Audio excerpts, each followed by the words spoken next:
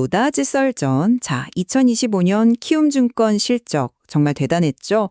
연결 기준 영업이익이 무려 1조 4,882억 원. 그야말로 역대 최고 기록을 갈아치웠습니다. 오늘 이 엄청난 성과를 두고 키움증권이 이제 리테일 전문 증권사를 넘어서 종합금융 플랫폼으로 완벽하게 도약했다, 이런 청신호로 봐야 할지, 아니면 이 화려한 숫자 뒤에 아슬아슬한 위험이 숨어 있는 건 아닌지 제대로 한번 파헤쳐 보겠습니다. 저는 키움증권이 성공적인 체질 개선을 통해 지속 가능한 성장 궤도에 올랐다는 입장입니다. 네, 실적 자체는 물론 인상적입니다만 저는 그 의견에 동의하기가 좀 어렵습니다. 그 기록적인 실적이라는 포장지를 한 겹 벗겨보면 그 안에는 부동산 PF라는 언제 터질지 모르는 시한폭탄과 또 부진한 자회사들, 그리고 통세 불가능하게 늘어나는 비용이라는 문제가 도사리고 있거든요. 저는 지금의 이 호황이 오히려 미래의 잠재적 리스크를 가리고 있는 건 아닌지 그 우려스러운 부분에 대해 집중적으로 말씀드리겠습니다. 좋습니다. 그럼 먼저 제가 왜 키움증권의 미래를 밝게 보는지부터 말씀드리죠. 이번 실적은 단순히 증시가 좋아서 얻은 반짝 성과가 아닙니다. 가장 주목해야 할 부분은 수익의 질이 달라졌다는 점이에요. 특히 4분기 IB, 즉 투자은행 부문 수수료가 8,201억 원으로 전분기보다 거의 38% 가까이 급증했습니다. 그 IB 부문이라고 하면 시청자분들께는 조금 생소할 수 있을 것 같은데요. 어떤 사업인지 간단히 짚고 넘어가면 어떨까요? 네. 좋은 지적입니다. IB는 쉽게 말해서 기업들의 M&A, 즉 인수합병을 주선하거나 대규모 자금이 필요한 프로젝트에 돈을 조달해주는 역할을 하고 그 대가로 높은 수수료를 받는 사업입니다. 개인 투자자들의 주식 거래를 중개하는 브로커리지 사업보다 훨씬 더 전문적이고 수익성도 높죠. 키움증권이 KKR이라는 거대 사모펀드에 SK 에코플랜트 환경사업부 인수권 같은 아주 굵직한 딜을 성공시키면서 이 분야에서 실력을 입증한 겁니다. 그러니까 과거처럼 개인 투자자 수수료에만 의존하던 구조에서 벗어나서 기업금융이라는 또 하나의 강력한 엔진을 장착했다는 명백한 증거죠. IB 부문의 성장은 분명 인상적인 부분입니다. 하지만 그게 키움증권의 본질적인 리스크를 덮을 정도인지는 글쎄요, 의문입니다. 아직 제 얘기가 끝나지 않았습니다. 미래를 위한 준비는 여기서 그치지 않아요. 업계 5번째로 발행어음 사업 인가를 따냈다는 점도 중요합니다. 발행어음은 증권사가 자기 신용을 바탕으로 발행하는 1년 미만의 단기 금융 상품인데 이걸 통해 아주 안정적으로 자금을 조달할 수 있게 된 거거든요. 쉽게 말해 앞으로 IB 사업을 더 크게 벌일 수 있는 실탄을 두둑이 확보한 셈이죠. 실제로 상품 출시 2달 만에 수신액이 7,800억 원을 넘었는데 이건 시장의 예상을 뛰어넘는 정말 엄청난 성공입니다. 이 모든 것이 합쳐져서 키움증권이 단순 증권사를 넘어 안정적인 포트폴리오를 갖춘 종합금융 플랫폼으로 진화하고 있다는 걸 보여줍니다. 그 화려한 청사진 뒤에 가려진 그림자를 봐야 합니다. 저는 부동산 PF라는 시한폭탄을 지적하지 않을 수 없습니다. 2025년 말 기준으로 키움증권의 부동산 관련 채무보증 잔액이 얼마인지 아십니까? 무려 3조 5천억 원입니다. 자기 자본의 57.1%에 달하는 엄청난 규모예요. 물론 그 수치가 높다는 점은 저도 인정합니다만 그 내용을 들여다봐야죠. 아니, 내용을 보기 전에 규모 자체가 주는 무게감부터 이야기해야 합니다.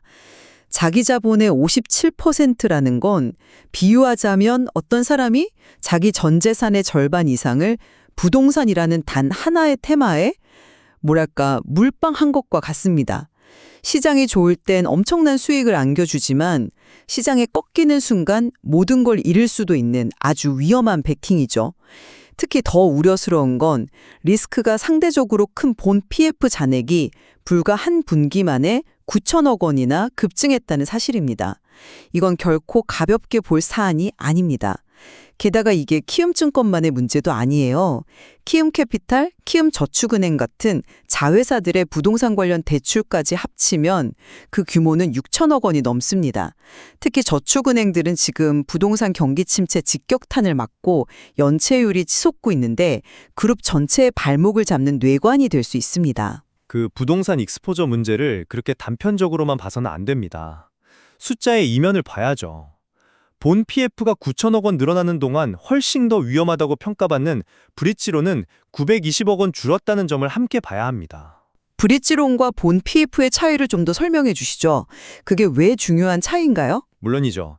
브릿지론은 사업 인허가도 받기 전 그야말로 아이디어 단계에서 다리를 놓아주는 성격의 초고위험 대출입니다. 반면 본 PF는 사업성이 충분히 검증되고 인허가가 끝난 후에 들어가는 말 그대로 본 게임이죠.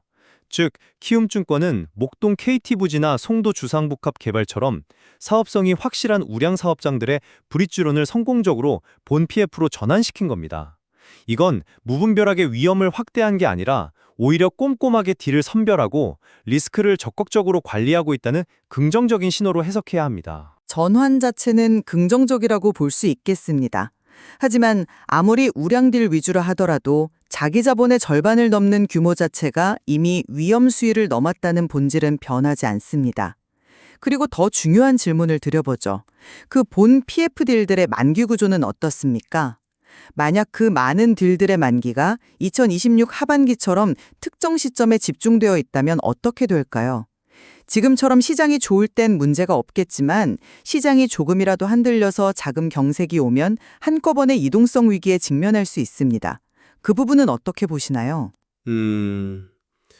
물론 만기 분산은 리스크 관리의 핵심이죠.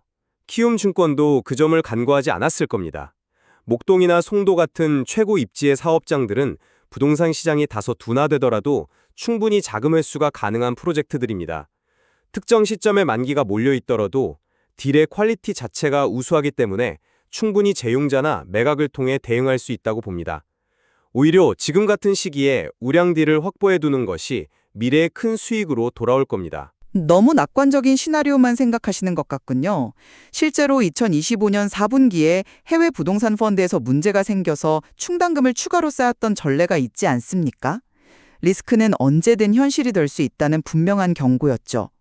그런데 이런 부동산 리스크를 감수하면서까지 아이비를 키우는 이유가 결국 기존의 주력 사업인 브로커리지, 즉 주식 중개 수수료의 변동성이 너무 크기 때문 아니겠습니까?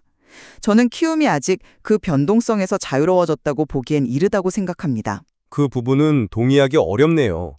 키움증권의 체질 개선은 이미 본 궤도에 올랐습니다. IB 부문 외에 S&T 부문의 기여도 빼놓을 수 없어요. S&T는 세일스 앤드 트레이딩의 약자인데 증권사가 자기 돈, 즉 자기 자본을 직접 굴려서 주식이나 채권 등에 투자해 수익을 내는 부서입니다. 여기서 키움증권의 진짜 실력이 드러나죠. 구체적으로 S&T 부문에서 어떤 성과를 내고 있다는 말씀이시죠? 특히 ETF, 즉 상장지수 펀드 시장에서 유동성을 공급하는 LP 역할을 하는데요. 이 분야에서 시장 점유율이 약 25%로 압도적인 1위입니다. LP는 시장에서 ETF가 원활하게 거래되도록 매수, 매도 호가를 계속 제시해주는 역할을 하고 그 과정에서 안정적인 수익을 얻습니다. 이건 증시가 오르든 내리든 상관없이 꾸준히 돈을 버는 구조예요. 변동성 큰 브로커리지 수익을 보완해줄 아주 훌륭한 캐시카우가 생긴 셈입니다. ETF LP 시장 1위라는 점은 대단합니다. 하지만 그게 키움증권의 전체 수익 구조를 바꿨다고 말하기엔 아직 부족합니다. 2025년 4분기 실적을 견인한 핵심 동력을 냉정하게 뜯어보면 여전히 개인 투자자들의 주식 수수료 수익이 전분기 대비 24%나 늘어난 덕분이고 또 고객들이 돈을 빌려 주식 투자를 하면서 발생한 신용공여 이자 수익도 14%나 증가한 영향이 큽니다. IB나 S&T 부문의 성과는 분명 의미 있지만 아직 전체 이익에서 차지하는 비중을 고려하면 브로커리지 중심의 수익 구조를 벗어났다고 단언하긴 어렵습니다. 만약 2026년에 증시가 하락세로 전환된다면 지금의 수익 구조는 여전히 취약할 수밖에 없다고 봅니다. 그것은 전통적인 강점을 잃지 않으면서 새로운 성장 동력을 성공적으로 추가하고 있는 과정으로 봐야 합니다. 오히려 브로커리지라는 튼튼한 기반이 있기에 IB나 발행어음 같은 신사업에 과감하게 투자할 수 있는 것 아니겠습니까? 두 마리 토끼를 다 잡고 있는 과정인 거죠. 그렇다면 다른 구조적 한계는 어떻게 설명하시겠습니까? 최근 대형주 중심의 장세가 이어지면서 키움증권의 거래대금 기준 시장 점유율이 소폭 하락했습니다. 개인 투자자들이 선호하는 중소형주보다 대형주 위주로 시장이 움직였기 때문이죠. 하지만 더 큰 문제는 신용공여 한도라는 구조적인 약점입니다. 신용공여 한도 문제, 좀 더 쉽게 설명해 주실 수 있을까요? 네. 신용공여는 쉽게 말해 증권사가 고객에게 주식 살 돈을 빌려주고 이자를 받는 사업인데 이게 아주 짭짤한 수입원입니다. 그런데 법적으로 자기 자본 규모 안에서만 빌려줄 수 있도록 한도가 정해져 있어요. 키움증권은 미래에셋이나 한국투자증권 같은 경쟁 대형사들보다 자기 자본, 즉 회사 덩치가 작습니다. 그러다 보니 고객에게 빌려줄 수 있는 이 대출 한도가 낮아서 돈을 빌려 투자하려는 고객들을 무한정 받을 수가 없는 겁니다. 이건 일시적인 현상이 아니라 회사의 규모에서 오는 근본적인 한계점이죠. 바로 그 한계를 극복하기 위해 키움증권이 아주 스마트한 전략을 내놓았습니다. 그게 바로 단일 종목 2배 레버리지 ETF 상장을 금융당국에 건의한 일입니다. 신용거래를 하고 싶은 고객들은 사실상 빚을 내서 2배의 투자 효과를 노리는 거잖아요. 이 레버리지 ETF가 바로 그 수요를 대체해 줄 수 있습니다. 즉, 신용공여 한도가 꽉 차서 더 이상 고객을 받지 못하는 상황이 오더라도 고객님, 아쉬워하지 마시고 이 레버리지 ETF에 투자하세요 라고 유도해서 수요를 분산시키겠다는 거죠. 이건 문제를 그냥 방치하는 게 아니라 제도를 활용해서 창의적으로 풀어가고 있다는 증거입니다. 단순히 문제에 머무는 게 아니라 해결책을 찾아 움직이고 있다는 점을 높이 평가해야 합니다. 흥미로운 아이디어입니다만 저는 그게 근본적인 해결책이라기보다는 조산모사식의 임시방편에 가깝다고 봅니다. 레버리지 ETF 역시 개인 투자자들의 투기적 수요에 기댄다는 점에서 본질은 같지 않습니까? 자기 자본의 한계라는 근본적인 체력 문제는 그대로 남아있는 셈이죠. 오히려 그런 파생 상품이 늘어날수록 시장 변동성에 더 취약해질 수도 있고요. 저는 그렇게 보지 않습니다. 고객의 니즈를 정확히 파악하고 규제 안에서 가장 효율적인 대안을 제공하는 능력이야말로 플랫폼 기업의 핵심 경쟁력입니다. 키움증권은 바로 그 경쟁력을 입증하고 있는 겁니다. 자, 그럼 이제 정리를 해보겠습니다. 2025년 키움증권의 역대급 실적은 분명 박수받을 만합니다. 하지만 저는 그 화려함에 취해 잠재된 위험을 간과해서는 안 된다고 생각합니다. 자기 자본의 절반을 훌쩍 넘는 부동산 PF 리스크는 여전히 현재인행형이고 부진의 늪에 빠진 저축은행 자회사들은 언제 그룹 전체에 부담을 줄지 모릅니다. 여기에 신사업 확대로 인한 인건비 등 고정비 부담은 계속 커지고 있죠. 지금의 호황에 거쳤을 때 이 리스크들이 한꺼번에 현실화될 가능성을 냉철하게 직시해야 합니다. 저는 이렇게 마무리하고 싶습니다. 키움증권은 시장 호황을 그냥 흘려보내지 않고 이를 기회로 삼아 완벽한 체질 개선을 이뤄냈습니다. 전통의 강자인 브로커리지는 굳건히 지키면서 IB와 S&T 그리고 발행어음이라는 새로운 성장 엔진을 성공적으로 장착시켰습니다. 말씀하신 리스크들은 성장을 위해 반드시 거쳐야 할 과정에서 발생하는 충분히 통제 가능한 변수라고 판단합니다. 위기 속에서 기회를 찾아내 한 단계 더 도약하는 전략적인 행보로 봐야 합니다. 2025년의 기록적인 성과가 키움증권을 한 단계 더 높은 곳으로 이끌어줄 발판이 될 것인가, 아니면 잠재된 리스크의 무게를 이기지 못하고 주춤하게 될 것인가, 2026 키움증권의 행보를 그 어느 때보다 주목해야 할 이유입니다. 맞습니다.